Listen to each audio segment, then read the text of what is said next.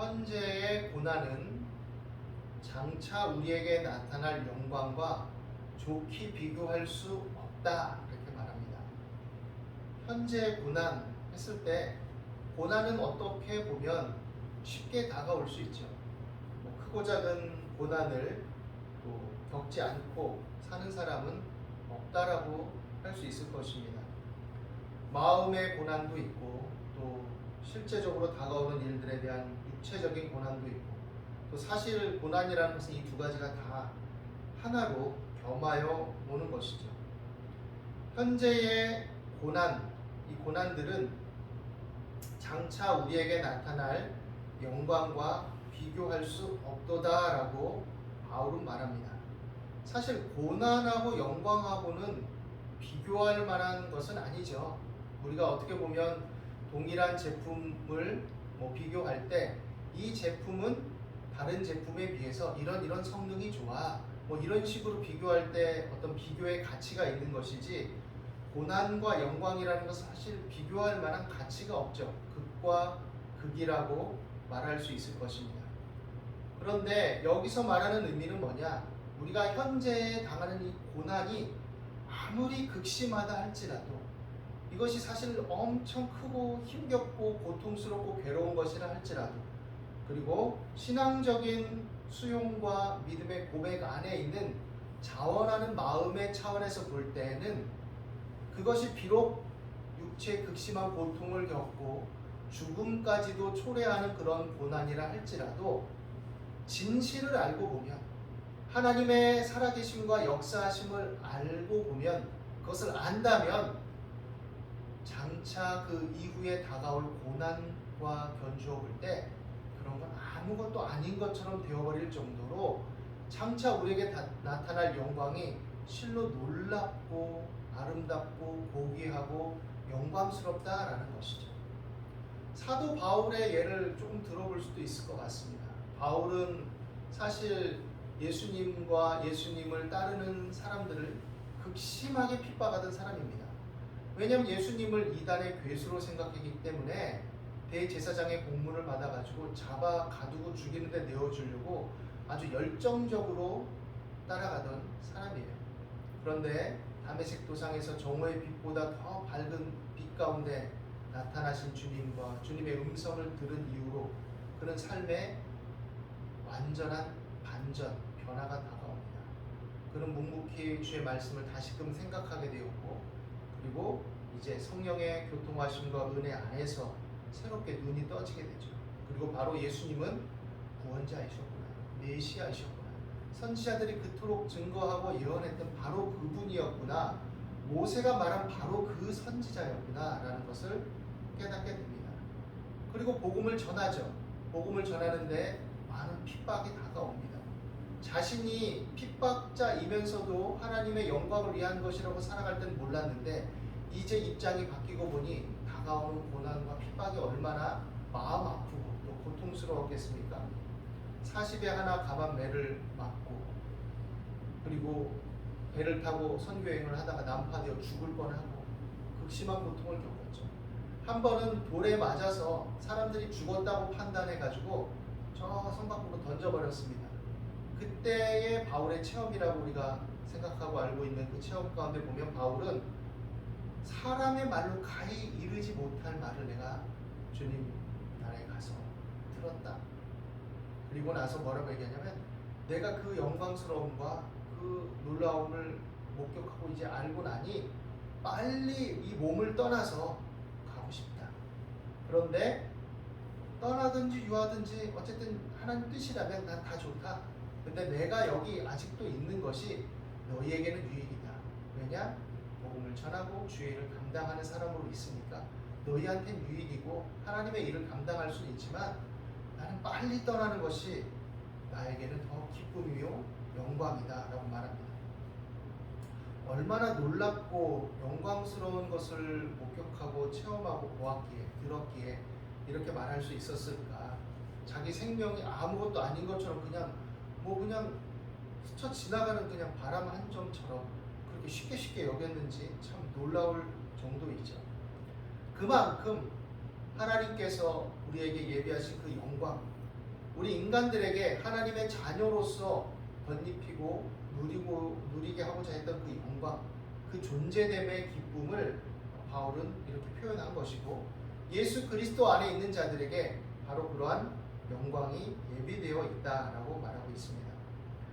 고난이라는 것은 사실 주관적인 측면들을 가져옵니다. 우리 신체적으로도 보면 이 통점이 굉장히 예민해서 작은 통증에도 민감하게 느끼는 사람이 있는가 하면, 어떤 분은 뭐 극심한 통증임에도 불구하고 그냥 잘 참아내고 별것 아닌 것처럼 여기는 분이 있어요.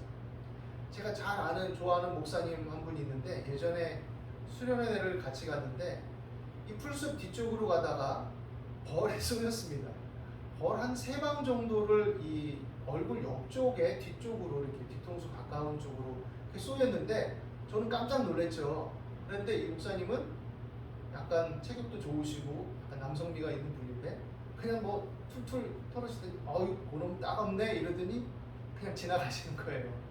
그걸 참고 견디시더라고요. 그러면서 하실 말이, 자신은 통증을 크게 이렇게 느끼지 못한다, 웬만하면 내가 참을 수 있다, 이렇게 말하시더라고요. 사람이 겪는 고난은 제각각 다가오고 다양하게 다가옵니다. 느끼는 어떤 그 크기도 저마다 다르죠. 그런데 고난이 없다라고 말할 수 없죠, 인생. 그리고 어떤 분을 보면, 하나님 이건 정말 너무하시지 않습니까? 제가 목사고 신자임에도 불구하고 어떻게 이렇게 고통스럽고 괴로울 수 있을까요? 저는 다 헤아릴 수 없지만 너무 참 답답합니다.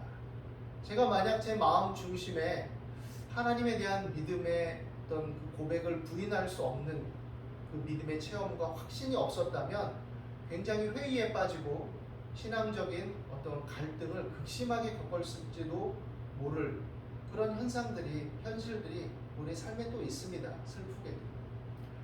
우리가 뭐 익히 알고 있지만 시편 73편에 보면 아삽도 비슷한 갈등과 고뇌를 했죠. 하나님을 잘 섬기고 말씀대로 살고 바르게 살려고 애썼는데, 자신은 늘 피곤하고 고단하고 곤고하고 고민이 많고 갈등이 많습니다. 그런데 그렇지 않은 사람들을 보니 아주 너무 잘 먹고 잘 사는 거예요.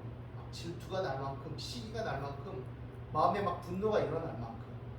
아니, 저렇게 뻔뻔하고 저렇게 목이 고든 인간들은 좀 뭔가 하나님께 벌을 받든 책망을 받든 뭔가 문제가 있든 이래야 되는데, 승승장구하는 거죠. 잘 먹고 잘 살고 막 몸에 좋은 것만 먹어서 그런지 피부도 뽀송뽀송하고, 뭐 아주 또 그러다 보니 돈도 있고 뭐 자식들도 잘 되고, 오늘날로 말하면 뭐 유학 보내가지고 뭐 좋은 데를 나오고, 뭐 국제적인 기업에 뭐 취업을 하고 국제 변호사가 되고, 뭐 이렇게 저렇게 막 말할 수 있었겠죠.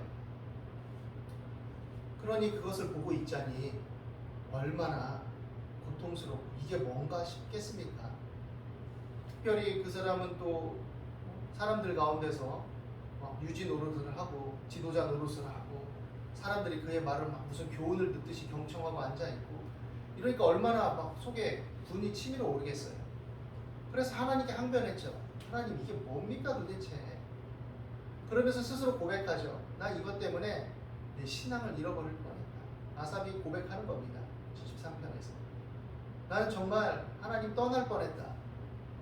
그런데 내가 그 고통과 고민을 가지고 하나님께 나아가서 울부짖고 호소하고 간구할 때, 하나님의 성전에서 하나님의 말씀과 하나님의 뜻을 나에게 밝혀주시고 깨닫게 하심으로 내가 비로소 알았다. 비로소 그 결과를 보게 됐고, 그 결말을 보게 됐고, 하나님께서 결단코 의와 공의를 거두지 않으시는 분이며 반드시 그것을 행하시는 분임을 내가 알았으므로, 그의 미끄러짐과 멸망과 찌그리 신속하게 다가오는지 오히려 불쌍하고 안타까울 지경이 된 거죠. 그리고 자신이 깨닫지 못했고 어리석었던 것을 고백하면서, 지금도 공고하고 지금도 비록 피곤하지만 그러나 하나님으로 말미암아 나는 기뻐하고 하나님을 찬송한다, 소망을 갖고 고백을 합니다. 고난이 나타날 때, 고난이 다가올 때 각 사람의 반응은 다릅니다. 일반적으로도 보면 뭐 신앙이 없어도 고난 속에서 참 좋은 품격을 가지고 묵묵하게 그 삶을 잘 견뎌내고, 자신의 어떤 인격적인 개성과 자태를 잃지 않고 성실하게 살아가는 분들도 있어요. 저분은 어떻게 저렇게 살 수 있을까? 참 귀감이 되는 분들이죠. 그런데 신앙이 있다 하면서도 뭐 그 사람에겐 고난일 수 있지만 어느 정도 누구나 맛볼 수 있는 것들에 대해서도 지나치게 거부 반응을 일으키고 하나님을 비난하고 주위의 어떤 신자들을 탓하고 막 목사에게 다가와서 목사님이 기도 안 해서 그렇다는 등 뭐 이런 식으로 다가오는 분들도 때로는 있습니다. 오늘 말씀에서의 말하는 이 현재의 고난이라는 것은 사실 궁극적으로 보면 모든 고난을 포용한다고 말할 수 있지만 한편으로는 신앙적인 관점에서의 고난입니다. 신앙적인 관점에서의 고난이라는 의미는 하나님의 자녀로서 하나님의 뜻을 따라 살기 위해서 추구할 때 다가오는 고난. 하나님의 자녀답게 살기 위해서는 사실 어려움과 고난이 다가올 수밖에 없다라는 것을 성경은 상정하고 있어요. 바르게 또 합당하게 하나님의 자녀답게 행해야 되기 때문에 때로는 내가 의당 당연하게 얻을 수 있는 이익도 때로는 양보하고 사랑으로 행할 때도 있고, 또 바르게 하다 보니 저건 맨날 혼자 잘난 척이야, 혼자 의로워, 이런 소리를 들을 수밖에 없을 때도 있고, 뭐 그런 다양한 경로들이 다가오죠. 물론 이 말의 의미가 하나님의 뜻대로 살기 위해서는 융통성도 없고 너무 이분법적인 사고방식에 젖어서 사람들과 어울리지도 못하고 어떤 일반적인 은총 속에 주어진 삶 속에서의 다양한 어떤 활동들을 배제해버리는 그런 극단을 얘기하는 건 아니죠. 건강하게 삶 속에 어우러져 살아야 되지만 그 속에서 하나님의 자녀다움을 지키기 위해서는 약간의 힘겨움과 고민도 있고 갈등도 있는 것이죠. 그리고 때로는 이 바울이 말한 이 로마서의 배경이 된 이 당시를 보면 또 극심한 고난도 다가오는 겁니다. 하나님을 믿는 믿음을 인해서 신앙적인 핍박까지도 강하게 다가올 수 있는 것이죠. 그런데 그런 고난이 다가올 때 바울은 격려하는 거죠. 현재의 고난. 바울은 의당 그렇게 말할 수 있는 사람이죠.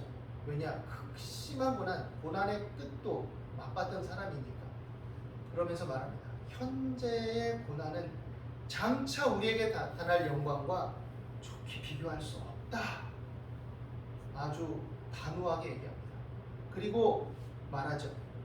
그리고 이제 너희들이 회복돼서 하나님의 자녀들로서 그 영광 가운데 나타날 날이 온다. 지금 피조물들도 이 피조 세계도 다 허무한데 굴복하고 탄식하고 있지 않냐. 비유적으로 말하죠. 오늘날 이게 더 다가올 수 있습니다. 오늘날. 왜냐? 인간의 죄로 인해서 문명의 발전과 여러 가지 문화적인 번성들을 꾀하고는 있지만 그 이면에는 극심한 환경의 어떤 훼손과 하나님께서 잘 다스리고 관리하려고 한 이 자연에 오히려 손상을 끼치고 이런 일들이 많이 있죠. 그러니까 자신의 생명을 유지함과 더불어서 이 자연 만물에 대해서 하나님이 주신 선물로 알고 우리가 이용도 하고 활용도 하지만 잘 가꾸고 또 후손들에게 잘 물려주고 이런 마음과 생각을 가지고 있어야 되는데, 인간의 이기성들이 기후가 뭐 문제가 생기고 오염이 되고 뭐 여러 가지 문제가 생긴다고 말은 하면서도 여전히 착취적으로 자연을 훼손하고 또 돈의 노예가 돼서 지나치게 그런 것들을 망가뜨리고 있는 것이죠. 이 모든 것들이 다 허무한데 굴복하는 양상과 만나고 있습니다. 피조물도 결국 썩어짐의 종로로 타게 되고 결국 다 모든 생물은 죽음으로 또 소멸로 향해 가지만, 그럼에도 불구하고 이제 하나님 안에서 하나님의 아들들의 영광의 자유가 이제 이루어지고 그것의 완성을 맛보게 되는 날, 이 모든 우리의 환경도 회복되어서 하나님과 더불어서 영원한 생명의 은혜 안에서 그 생명력을 충만하게 드러내고 또 복되게 될 그날이 온다라는 것이죠. 이것을 위해서는 하나님의 자녀들의 회복과 구원의 완성이 요구된다라고 말합니다. 그리고 이것은 이미 우리에게 믿음 안에서 주어진 약속이라는 것이죠. 그래서 성령의 처음 익은 열매를 받은 우리까지도 이 땅을 살아갈 때 탄식하고 하나님의 자녀, 양자됨을 기다리고 몸의 속량을 기다리지만 결국 이루어질 것이니 소망 가운데 나아가라라는 것을 바울은 말하고 있습니다. 우리 몸의 속량을 기다린다. 이것이 참 와닿죠. 왜냐? 믿음으로 구원을 받았지만 우리 육신 안에 거함으로 말미암아 여러 한계들이 있습니다. 우리 몸에 있음으로 말미암은 한계, 부활의 신령한 새 몸을 아직 덧입지 못한 그런 차원과 존재됨의 머물므로 다가오는 여러 한계들, 또 거기서 일어나는 육신의 욕망과 소욕들이 때로는 죄로 귀결되어서 죄의 소욕을 따라 행하는 삶으로 연결하는 그런 문제들. 그래서 그 앞선 말씀에는 육신을 따르는 자는 육신의 일을, 영을 따르는 자는 영의 일을 생각한다 말하고, 너희가 육신대로 살면 반드시 죽을 것이로되 그 종착역은 죽음이라는 것이죠. 심판이라는 것이죠. 그러나 영으로서 너의 몸의 행실을 죽이면 살리니 라고 말합니다. 영으로서 몸의 행실을 죽인다는 것은 무엇을 말합니까? 하나님이 그 아들의 형상을 본받기 위해서 미리 정하신 그 자녀들이 의롭게 되고 영화롭게 되는 것이죠. 부르심을 받은 그들이 하나님의 은혜로 십자가의 대속의 은혜를 힘입어서 의롭다 하심을 얻고 회개와 그 믿음의 고백으로 말미암아, 그리고 그들이 성령을 따르는 하나님의 자녀다운 삶을 추구함으로써 영화롭게 될 날이 온다라는 것이죠. 이 영화롭게 된다는 것의 의미는 바로 하나님의 아들의 형상을 본받는 것입니다. 하나님께서 미리 아신 자들, 택하신 자들을 부르신 이유가 뭡니까? 근본적으로는 죄인들을 부르신 이유가 그 아들의 형상, 즉 예수 그리스도의 형상, 하나님의 자녀의 형상을 본받게 하기 위해서 부르신 것이라는 것이죠. 이 뜻은 이미 오래전에 나타내신 것입니다. 에덴 동산에서 아담과 하와가 하나님의 형상을 훼손하는 그릇된 행실, 하나님의 뜻을 거스리는 불의한 선택과 판단을 인해서 죄가 이 땅에 반영하게 되었고, 결국 죄로 번성하게 되고, 하나님의 자녀들이 하나님을 경외하는 삶에서 멀어지게 되었을 때 타락과 하나님의 심판과 징계가 다가오죠. 하나님께서 아브라함을 택하시고 그를 통해서 만방의 하나님의 의를 증거하기 위해서 아브라함과 언약하신 연속성에서 그에게 말씀하실 때, 특별히 소돔과 고모라를 심판하러 가시기 전에 아브라함에게 나타내신 하나님께서 말씀하신 건 뭐냐? 내가 아브라함과 그의 후손들, 여기서 후손들은 1차적으로는 혈통적 후손인 유대인들, 이스라엘 백성들이겠지만 근본적이고 하나님의 계획과 신앙 안에서는 모든 택하심을 받는 모든 민족과 족속을 얘기하는 것이죠. 그들을 택하신 이유는 뭐냐? 바로 의와 공도를 행하게 하기 위함이다 라고 말합니다. 의와 공도라는 것은 바로 하나님의 뜻, 1차적으로 이스라엘 백성들은 하나님의 율법을 따라 행하는 것이었고, 궁극적으로 그 율법 안에 담긴 하나님의 사랑과 공의를 실천하는 삶이었고, 그것이 인격적으로 우리가 체화되고 존재적으로 변화되었을 때는 하나님의 형상을 따라, 하나님의 아들인 예수 그리스도의 형상을 따라 열매 맺는 삶이 되는 것이죠. 이를 위해서 성령께서 우리 연약함을 도우시고 우리와 이 땅에서 믿음 안에서 함께 하신다고 말씀하고 있는 것입니다. 그렇기 때문에 믿음으로 살기 위해서 다가오는 여러 고난과 어려움과 문제들이 있을 때 좌절하거나 낙심하지 말고 기도해라, 하나님을 바라봐라, 성령의 도우심을 구하라 말합니다. 그리고 말하죠. 이와 같이 성령도 친히 너의 연약함을 도우시나니 너희가 마땅히 기도할 바를 알지 못하나 성령이 말할 수 없는 탄식으로 너희를 위해서 친히 간구하신다. 친히 간구하신다라고 말합니다. 우리 연약함을 도우신다라는 말에서 도우신다라는 그 문법적인 시제는 언어적으로 보면 현재 시제예요. 늘 도우신다. 지금도 돕고 계신다. 그러니까 우리에게 요구하는 건 뭐냐? 지금도 의지하고 계속 의지해라. 도우심을 구해라. 기도해라. 이렇게 말하죠. 그렇게 기도하는 가운데 때때로 우리는 마땅히 기도할 바를 알지 못할 때가 있습니다. 많습니다. 마땅히 기도할 바라는 것의 원어적인 의미는 문자적으로는 반드시 기도해야 할 것. 그것을 다른 말로 좀 풀어 얘기한다면 우리가 어떻게 선택하고 판단하고 생각하고 행해야 될지를 말하는 것이죠. 하나님의 뜻과 연결되어 있습니다. 그것을 알게 하시고 인도해 주신다는 것이죠. 그렇기 때문에 고난이 다가오고 힘겨움이 다가올 때 장차 다가올 영광을 바라보면서 기도해라. 그리고 기도 가운데 하나님의 인도하심을 받아 누려라. 이렇게 말하고 있는 것이죠. 그럴 때 하나님을 사랑하는 자, 곧 그 뜻대로 부르심을 입은 자들에게는 이 모든 것이 합력하여 선을 이루게 됨을 알게 되고 맛보게 될 것이다 라고 말씀하고 있는 것입니다. 현재 삶 속에서 우리가 장차 다가올 영광, 우리 죽음 이후에 또 우리 죽기 전에 만약 예수님이 오신다면 예수님이 다시 오심으로써 누리게 될 완전한 회복과 존재적인 변화와 총체적인 변화의 그 영광, 우리의 육신도 부활의 영광의 새 몸을 입고 하나님의 영광의 자유에 이르러서 하나님 나라에서 하나님의 의와 거룩하심과 복주심의 원래적인 충만함을 맛보게 될 그 날을 고대하며 살아가도록 부름받은 우리가 그거에 대한 믿음이 없다면 현재의 고난은 참 무의미한 것이 되어버릴 수도 있습니다. 바울도 말했죠. 그렇게 고생을 하고 핍박을 받고 복음을 전하고 다른 사람들의 생명을 구하기 위해서 한 일들이 만약 장차 부활이 없다면 이건 정말 아무것도 아니고 우리가 가장 불쌍한 사람일 거야 이렇게 말했습니다. 그런데 바울은 자기가 실제적으로 너무 명백하게 맛보고 체험했기 때문에 이 영광을 확신하며 간다라고 말하고 다른 사람들에게도 기꺼이 권할 수 있었던 것이죠.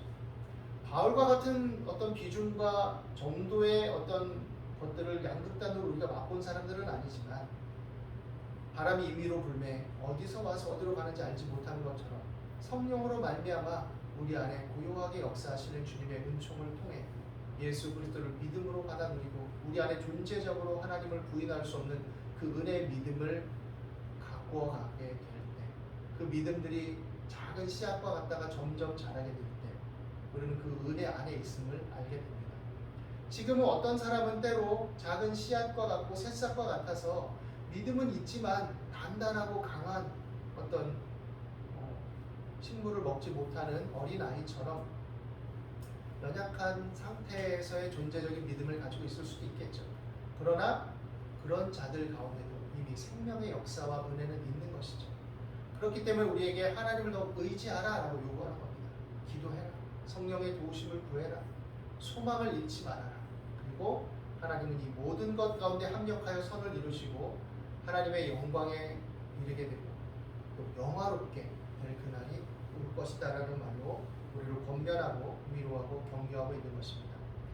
우리가 믿는 믿음은 단지 이 땅에서의 윤리적 도덕적인 어떤 가치 체계를 전달하는 분으로서의 하나님, 상징화되고 신화적인 존재로서 인간의 사고로서 고안해낸 고등 종교로서의 어떤 그런 종교적 제종교적 하나님을 믿는 것이 아니라 살아계시고 천지 만물을 창조하시고 지금도 역사하시고 우리 안에 성령의 교통하심 안에 함께 하시고 우리를 의와 평강과 희락으로 인도하시며 영화롭게 하실 그 살아계신 하나님을 믿는 것임을 확신하게 되기를 바랍니다.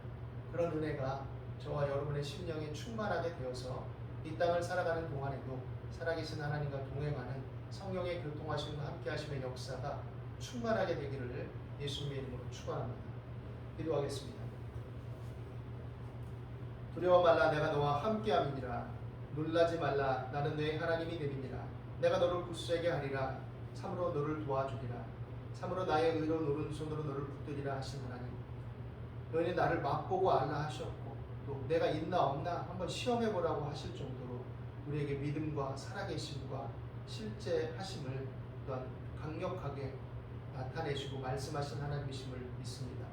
그러므로 하나님, 우리가 하나님을 더 바라보게 하시고 주의 말씀 안에 서서 주의 말씀을 따라감으로써 그 안에 역사하시고 일하신 하나님을 맛보아 알게 하여 주시옵시고 주님을 증거하며 우리 안에 있는 영속적이고 영원한 산소망 그 영화롭게 됨을 잃지 말고 아버지 하나님, 믿음의 주요 온전케 하신 예수 그리스도를 바라보며 날마다 믿음의 행보를 감당하도록 인도하여 주옵소서.